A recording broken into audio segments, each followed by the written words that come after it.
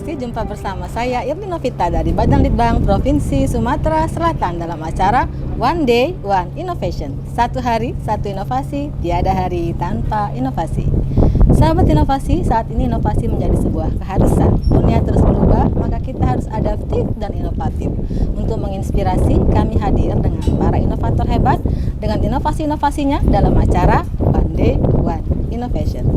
Sahabat inovasi, saat ini kita berada di Kampung Arab Al Munawar di Kelurahan 13 Ulu, Kecamatan Seberang Ulu 2 dalam rangka syuting outdoor podcast kami One Day One Innovation. Dan tampak di sana di latar belakangnya di background adalah Jembatan Musi 4 yang merupakan landmark Kota Palembang. Pada kesempatan ini kita telah kehadiran tamu kita yaitu Bapak Heri Oktodinata, SSTP MM, yang merupakan kasih pemerintahan di Kecamatan Seberang Ulu 2 dengan inovasinya aplikasi data pertanahan Seberang Ulu 2. Langsung saja kita sapa Pak Heri. Selamat datang Pak Heri di acara kami One Day One Innovation. Ya Bu. Bagaimana kabarnya hari ini? Alhamdulillah sehat, baik sehat, Bu. Ya. Apa kegiatan di Kecamatan Seberang Ulu 2 sekarang, Pak? Oh, kalau di Kecamatan Seberang Ulu 2 sekarang kegiatannya banyak Bu. Jadi terkait di kami seksi pemerintahan itu kan banyak skup aspek. Jadi baik dari segi pemerintahan, kependudukan, kewilayahan. Nah, itu berada di bawah seksi pemerintahan. Nah, terkait kewilayahan ini sesuai dengan apa namanya inovasinya yaitu aplikasi data pertanahan. Apa sih Pak latar belakang sehingga tertarik Kecamatan Seberang Ulu 2 ini mengangkat inovasi aplikasi data pertanahan? Jadi pada saat kita di lapangan kan sering beberapa ada permasalahan terkait batas wilayah, kewilayahan, terutama di surat tanah. Nah, jadi pada saat kita menemukan permasalahan di lapangan terkait arsip, data, dan itu juga merupakan problem yang biasa di dalam birokrasi terkait arsip. Nah, pada saat itu pihak seksi pemerintahan terutama staf dan unsur-unsur lainnya itu punya inisiatif. Kan selama ini kalau arsip atau data itu kan sifatnya fisik. Karena dia sifatnya fisik itu kan ada kelemahan. Pertama rusak. Baik dari cuaca, kelembapan, jamur, lain-lain itu. Jadi gara-gara permasalahan yang seperti itu akhirnya kita sekarang sudah ke arah lebih ke IT. Aplikasi, ya. Nah, jadi untuk efisiensi ruang, tempat, dan biaya, jadi teman-teman di seksi pemerintahan itu buatlah namanya itu aplikasi data. Aplikasi data itu sifatnya untuk database. Database penyimpanan, pengarsipan, dan dokumen-dokumen yang ada terkait dengan surat tanah seperti itu. Itu latar belakangnya. Akhirnya diciptakanlah aplikasi data yang sifatnya database. Database, ya. Nah, manfaat yang dirasakan setelah adanya aplikasi ini sebelumnya bagaimana, setelahnya bagaimana? Karena permasalahan awal yang timbul itu pertama kali itu kan terkait dengan tanah, baik tanah yang sudah tercatat atau belum tercatat, itu sering terjadi permasalahan dengan APH, Bu.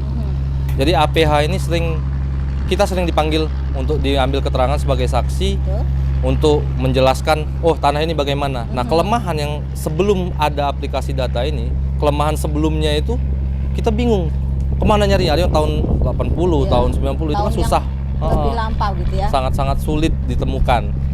Nah, dengan adanya aplikasi data ini kita mulai itu dari tahun 2020 untuk aktif pendataan secara baik penomoran ataupun PDF-nya. PDF itu kan kita kan tinggal klik nanti muncul bentuk suratnya. Jadi lebih gampang untuk menemukan file tersebut.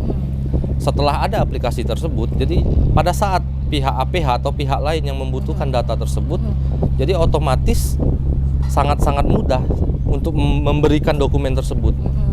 Kita cari nomor suratnya berapa, ininya berapa, langsung dapat gitu ya. Langsung dapat. Nah, SOP-nya sendiri Pak, maksudnya gini, mungkin kan ada data yang belum masuk nih di input. Nah, itu bagaimana cara penginputan sampai dia bisa keluar bisa diakses setiap orang gitu.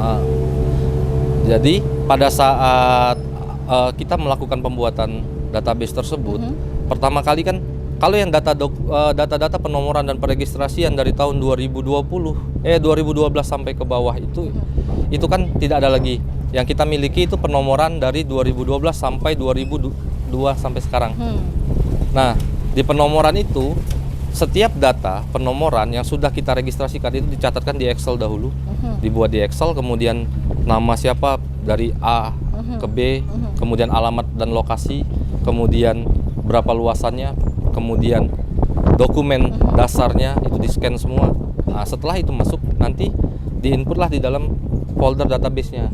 Nah, pada saat sudah selesai, kita tinggal bisa klik aja. Bisa gitu ya. Bisa dengan mudah kita menemukan file-file itu. Semenjak tahun 2020 bulan Maret itu kita sudah mulai melakukan scanning.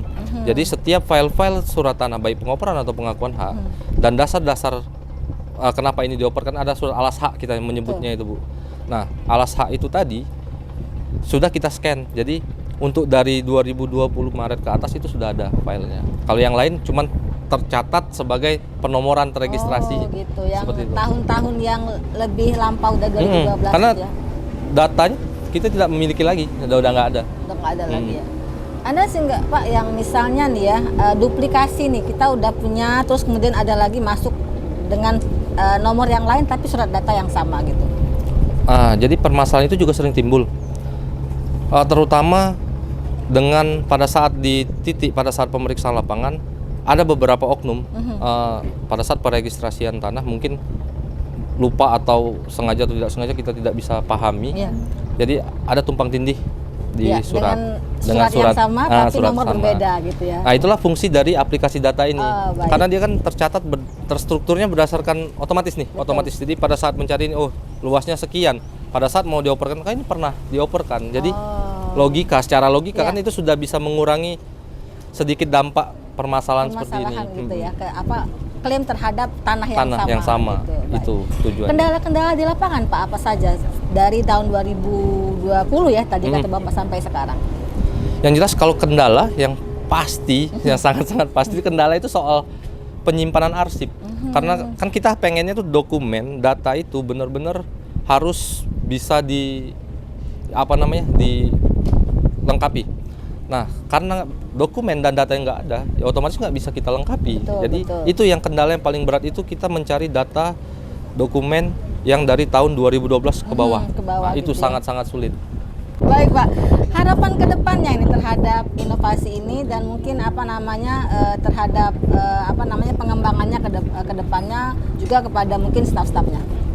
Kedepannya kalau berdasarkan arahan Pak Camat kan inovasi ini memang terselenggara, terlaksana itu kan karena memang benar-benar dari Kecamatan Seberang Ulu 2 diinisiasi oleh Pak Camat dan memfasilitasi semua fasilitas terkait pembuatan aplikasi ini.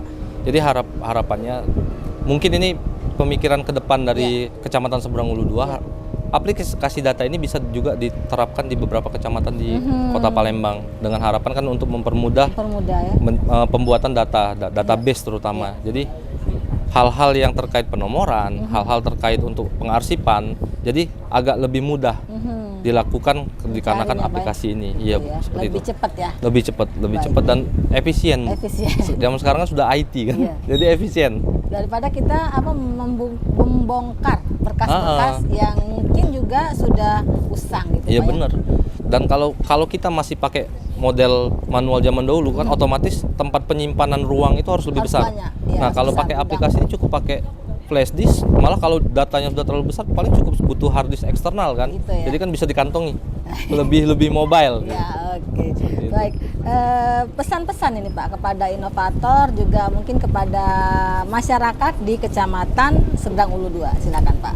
Ya kalau pesan-pesannya sebenarnya lebih ke arah harapan ya Bu ya. Harapannya baik sebagai Kecamatan Seberang Ulu 2 itu berharap aplikasi ini bisa digunakan secara efisien dan bisa disambut sebagai fasilitas dari masyarakat, fasilitas untuk masyarakat supaya bisa mempermudah dalam proses administrasi surat tanah.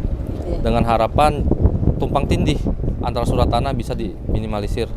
Kesalahan penomoran bisa diminimalisir. Kemudian pengarsipan, penyimpanan dan lain-lainnya itu bisa dilakukan secara efisien. Gitu ya. Baik. Terakhir ini Pak, ucapan terima kasih kepada pihak-pihak yang telah membantu Bapak dalam mengembangkan inovasi ini.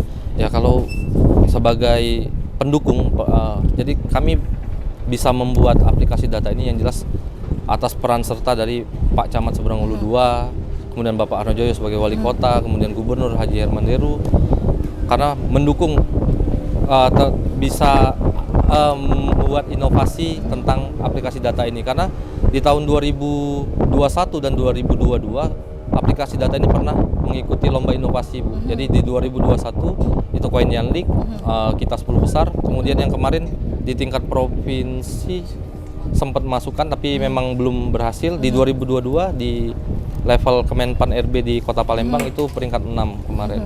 Atas peran dari leader-leader kita ya, itu yang menginspirasi untuk bisa terus berkembang, terus berinovasi.